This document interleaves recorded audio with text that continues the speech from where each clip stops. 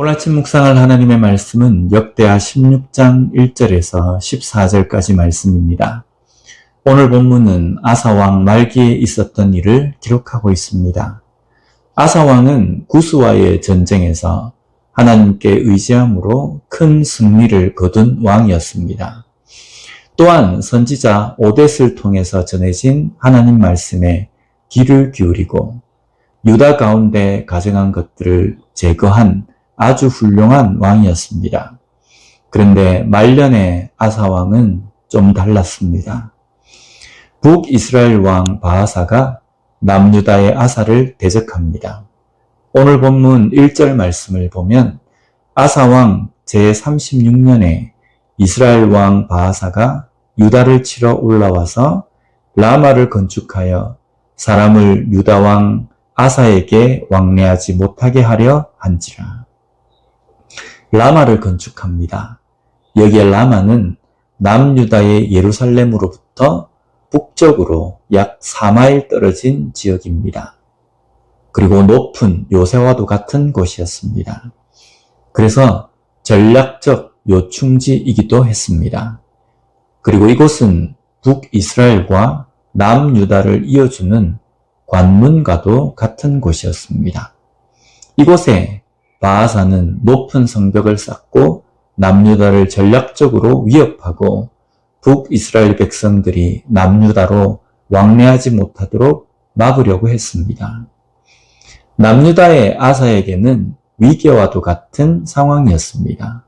이때 아사는 아람왕 베나닷에게 많은 은금을 바치고 도와줄 것을 요청합니다.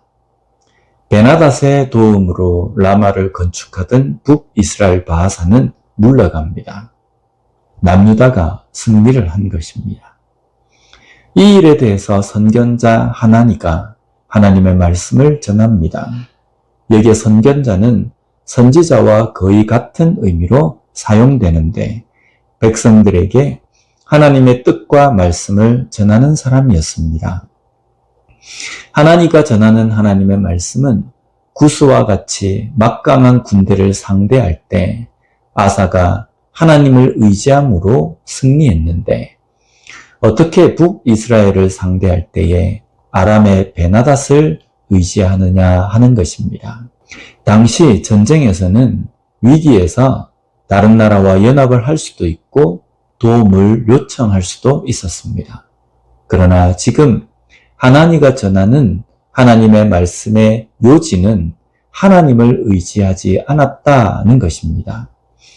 하나님을 의지하지 않고 먼저 아람왕 베나닷을 의지한 것입니다. 이것이 하나님 앞에 잘못된 행동이었음을 말씀합니다. 본문 9절 말씀을 보면 여호와의 눈은 온 땅을 두루 감찰하사 전심으로 자기에게 향하는 자들을 위하여 능력을 베푸시나니 이 일은 왕이 망령되이 행하였은즉 이후부터는 왕에게 전쟁이 있으리이다 하며 이 행동을 망령되이 행한 것으로 말씀합니다. 여기에 망령되다에 해당하는 단어가 사칼이라는 단어인데 어리석게 행동하다라는 뜻입니다. 문자적으로는 무지로 인한 실수 정도의 느낌입니다. 그러나 다음에 이어서 아사가 한 행동을 보면 망령되이 마치 제정신이 아닌 사람처럼 행동합니다. 10절을 보면 아사가 노하여 선견자를 옥에 가두었으니 이는 그의 말에 크게 노하였음이며 그때에 아사가 또 백성 중에 몇 사람을 학대하였더라. 하나님의 말씀을 전하는 선견자를 옥에 가둡니다. 그리고 이 말에 크게 노합니다.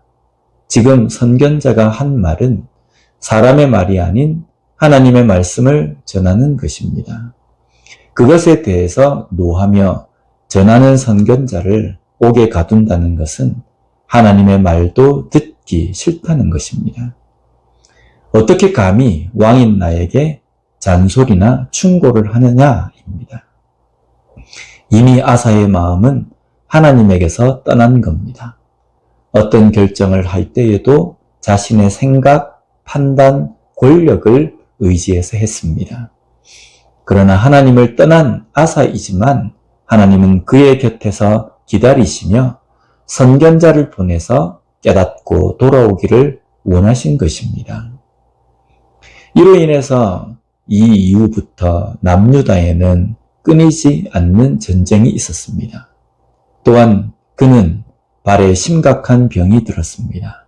12절 말씀을 보면 아사가 왕이 된 지 39년에 그의 발이 병들어 매우 위독했으나 병이 있을 때에 그가 여호와께 구하지 아니하고 의원들에게 구하였더라. 병이 들면 의원에게 보이는 것이 옳은 것입니다. 그런데 의원들에게 치료를 부탁한 것에 대해서도 여호와께 구하지 않았다라고 말씀합니다. 이것은 의원에게 치료를 부탁한 것이 문제라는 말씀이 아닙니다. 그의 삶에 일어난 일들, 그리고 심각한 병 앞에서도 하나님을 떠난 마음을 깨닫고 하나님께 돌아와 회개하지 않는 완고한 모습을 지적하시는 것입니다. 오늘 우리의 삶에 여전히 하나님을 의지하고 어떤 일이건 하나님께 구하고 묻는 삶을 살고 있습니까? 우리는 연약하고 무지합니다. 그래서 조금만 내 형편이 나아지고 편해지면 금방 하나님을 까먹어 버립니다. 그래서 곧바로 나를 치켜 세워서 나 자신을 의지함으로 하나님을 잊어버립니다. 그래서 우리는 그런 잘못된 길을 가지 않기 위해서 매일매일 훈련해야 합니다. 매일 아침 경건 훈련을 통해서 하나님의 말씀을 묵상하고 깊이 생각하며 깨닫는 훈련을 하는 겁니다.